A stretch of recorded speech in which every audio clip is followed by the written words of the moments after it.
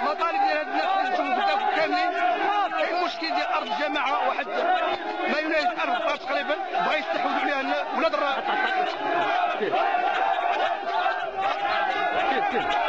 المطالب ديال هاد الناس كاملين، القبيله ديال الدواغر والناس ديال النفضل عندهم واحد الارض تسمى بلاباز، وكانت مستغله من طرف الفرنسيين، ولكن حاليا هي في الايادي ديال العائلات الراضيه بصفه عامه.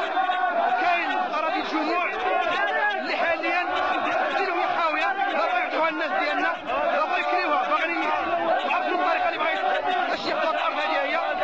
وكاين المشكل ديال النواب، حاليا عندنا نواب شطاره وعطلوا غادي، لا نواب شطاره اعضاء الدبوليه والحكوميه، الاداره ديالنا مهضومه كلها، الحقوق ديالنا ديال الدواغر ديال المواطنين كلها مهضومه، فين ما مشينا الابواب مسدوده في وجهنا. هاد الناس ما كيخليوناش ناخذوا الحق ديالنا، حنا ذوي الحقوق ومن حقنا نناضلوا على بلاد.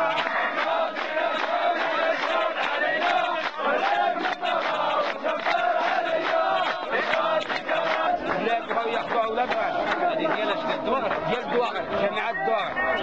ايوا علاش بغا ياخذوها؟ بغاو يشكيوها، بغاو يدفعوها 700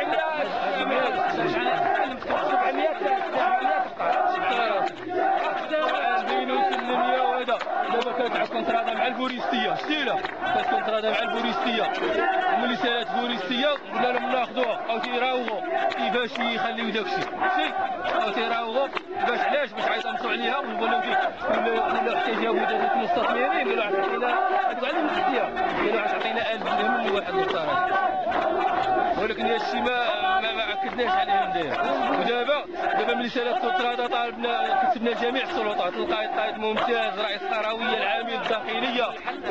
شنو كان الحل سيدي؟ قالوا لنا حنا غنعطيكم عندكم واحد 750 هكتار، غنعطيكم 600 مليون جهزوها وخدموها لراسكم ديروا على الشكل هذا، ومن ثم كاين حتى حاجه صافي قالوا عليه. وقضيه قلنا له قضيه لاباز، قلنا لاباز معنا هذا عبد واحد الراضي براسه، وقعدوا معاه في البرلمان قال لهم راه تباع في 52 شرينا بهذه، وحنا كاين عندنا واحد الوثيقه ثابته بان عكره